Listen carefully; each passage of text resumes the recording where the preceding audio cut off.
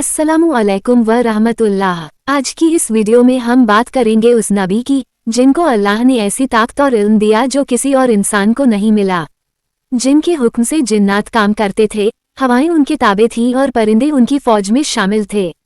जी हाँ, ये है अल्लाह के नेक नबी हजरत सुलेमान अलैहिस्सलाम। हजरत सुलेमान अलैहिस्सलाम को अल्लाह ने इतनी समझ और हिकमत दी कि वो परिंदों की ज़बान भी समझते थे। उनके पास जबरदस्त फौज थी जिसमें इंसान, जिन और परिंदे शामिल थे।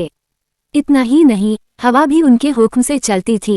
जहां वो जाना चाहते, हवा उन्हें वहां पहुंचा देती।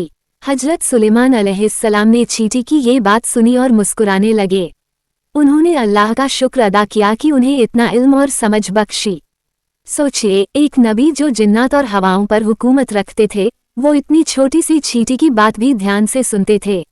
एक दिन सुलेमान अलैहिस्सलाम ने अपनी फौज का जायजा लिया तो देखा कि परिंदों में से हुदहुद गायब है। उन्होंने कहा, अगर हुदहुद के पास कोई सही वजह नहीं हुई तो मैं उसे सख्त सजा दूंगा।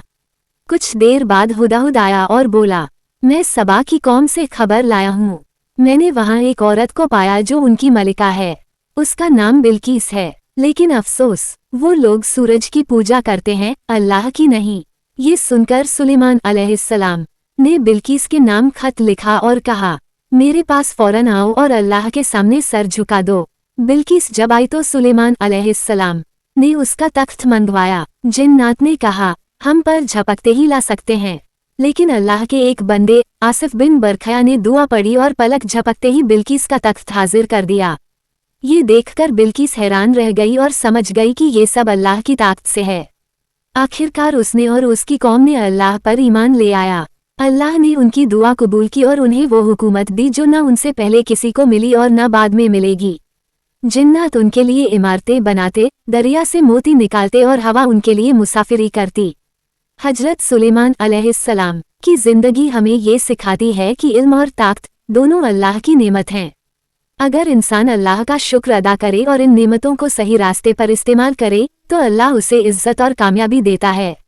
लेकिन अगर कोई गुरूर करे और अल्लाह को भूल जाए तो सारी ताकत और दौलत बेकार है।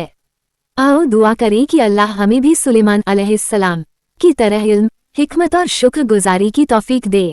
आमीन। अगर आपको ये वीडियो पसंद आया हो तो इसे लाइक कीजिए।